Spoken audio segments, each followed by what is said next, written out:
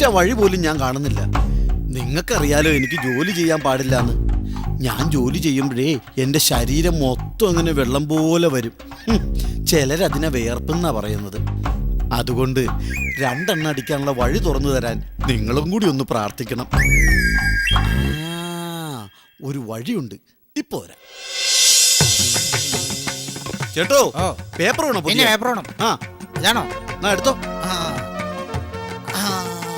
നല്ല കനമുണ്ടല്ലോ. പിന്നെ ഇപ്പോഴത്തെ പേപ്പറല്ലേ, നല്ല ക്വാണ്ടിറ്റി ഉണ്ടാവും. അത് ശരി. എന്നാ, വെച്ചോ. ഓ സന്തോഷം. പൊക്കോ. ഔ, നല്ല കനം.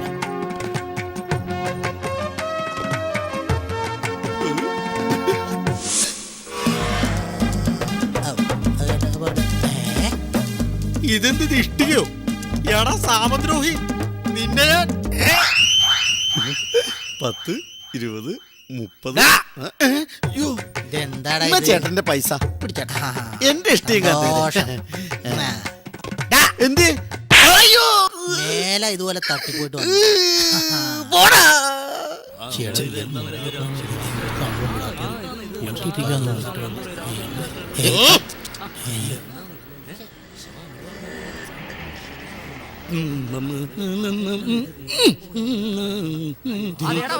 അങ്ങോട്ട് മാറി.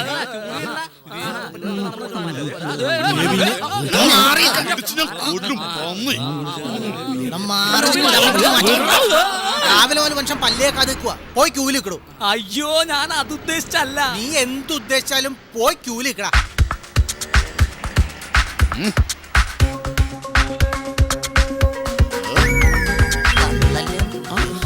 യൂണിഫോം കിട്ടിയത് നന്നായി. ഇവർക്ക് തന്നെ കൊടുക്കാം ആദ്യത്തെ പണി. ആ യെസ് സാർ, ബില്ലില്ലാതെ ആര് മദ്യം കൊണ്ടായാലും അവരെ കസ്റ്റഡിയിൽ എടുക്കും സാർ. Okay sir. ആ സാറേ, ഇവിടെ ഒരുത്തം വെള്ളം അടിച്ച് ഓവറായി കിടപ്പുണ്ട്. Over over. ഡാ ഇവിടെ കിടന്ന് ഉരുണ്ടും അറിയാതെ ആ ക്യൂവിൽ നിൽക്കടാ.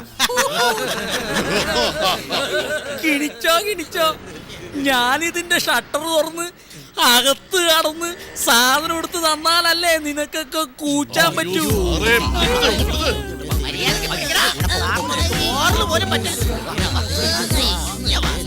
സാറെന്താ ഇവിടെ? ഞാനോ? അതായത് ബില്ലില്ലാതെ മദ്യം കൊണ്ട് ആര് പോയാലും അവരെ കസ്റ്റഡിയിൽ എടുക്കാൻ SI പറഞ്ഞു വിട്ടതാ. ഈ മദ്യം ഇങ്ങോട്ട് ഇറക്കണതാരാ?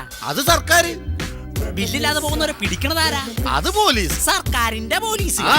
ഈ നിക്കണ കുടിയന്മാരൊക്കെ ഒരു ദിവസം കുടി അങ്ങ് നിർത്തിയ സർക്കാർ എന്തോ മധുര മധുര മധുര മതി മതി. ഇതാ തുറന്നു കിട്ടി. ഒരു ക്വാർട്ടർ. എന്നാ പിടി ഈ ക്വാർട്ടർ. ഇവിടെ എന്താ വേണ്ടേ?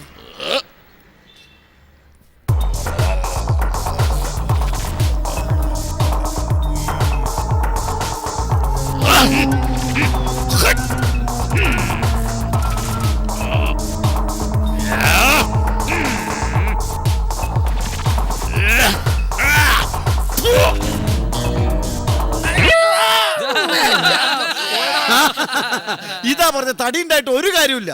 വെള്ളം അടിച്ചു കഴിഞ്ഞാൽ എക്ക പോക്കാ. എടാ എനിക്ക് പോടാ പോടാ പോടാ പോടാ.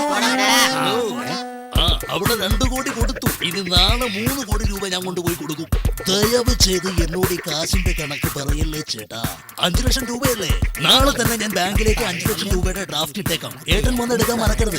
5 ലക്ഷം രൂപയല്ലേ? നാളെ തന്നെ. ഓക്കെ ചേട്ടോയ്, ഏറ്റവും കുറഞ്ഞ ക്വാർട്ടറിന് എന്താ വില? 50 രൂപ. 45 രൂപയുടെ ക്വാർട്ടർ ഉണ്ടാ? ഇല്ല. ചേട്ടാ ഇനിയിപ്പോ എന്നാ ചെയ്യും? ചേട്ടോയ് 5 രൂപ എടുക്കാൻ. 5 രൂപ എന്തിനാ? 5 രൂപക്കാന്റെ ഒരു ക്വാർട്ടർ നമുക്ക് വട്ടം പൊട്ടിക്കായിരുന്നേ. ആർക്ക് വേണോടോ തന്റെ ക്വാർട്ടർ? ഞാൻ ജോണി വോക്കർ ഫുള്ള് മേടിക്കാൻ വന്ന. ഇനിയിപ്പോ ഇവിടെ കള്ള് ഷാപ്പ് അവിടെ കാണും. ദേ അവിടെ എങ്ങാനും ഉണ്ട്. ആണാ? പക്ഷെ അവിടെ ആനമയ്ക്കേ കിട്ടത്തുള്ളൂ. ആന മയക്കെങ്കിൽ ആന മയക്കും. ഹലോ, 10 ലക്ഷം രൂപയല്ലേ? ഞാൻ വീട്ടിൽ കൊണ്ടെത്തിക്കാം.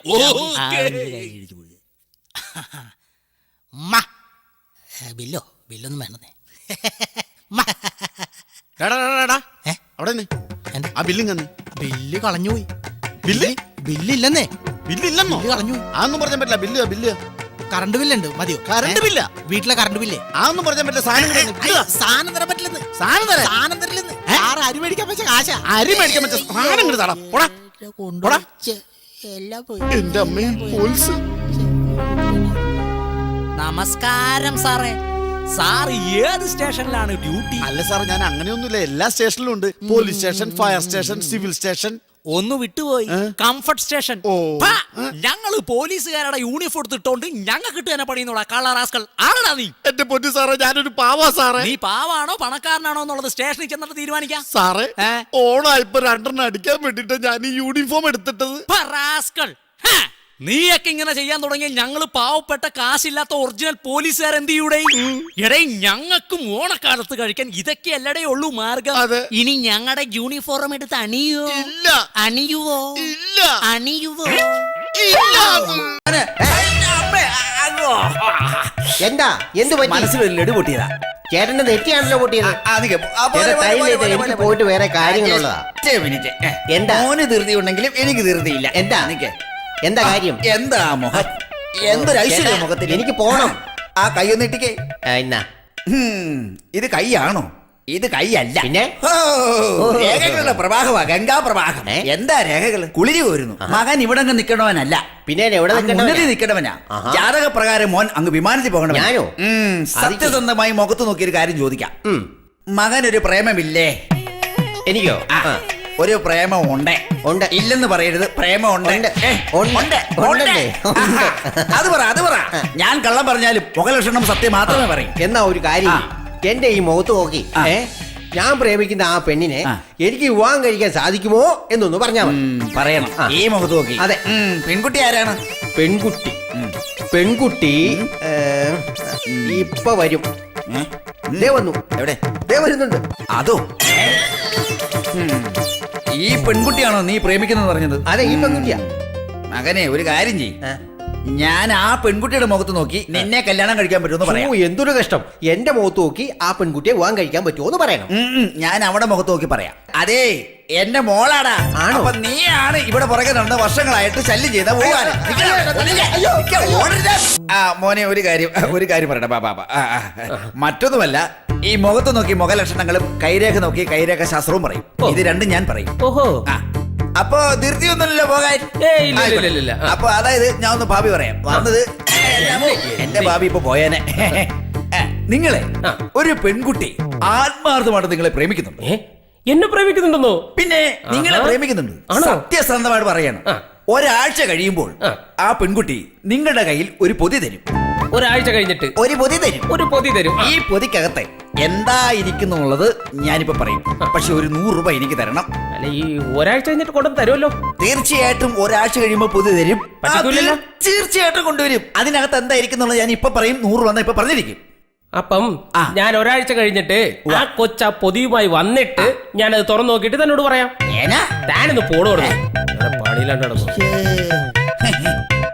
പൊതിയുടെ കാര്യം പറയാൻ പോയതാ. 100 രൂപ കിട്ടാനുള്ള കൊതിയും പോയി. ഇവന്മാരൊന്നും ഇനി ഒരിക്കലും നന്നാകത്തില്ലേ?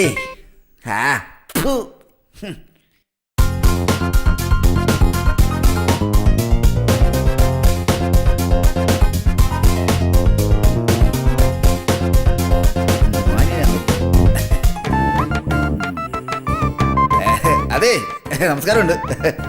നമസ്കാരം. നമസ്കാരമുണ്ട്.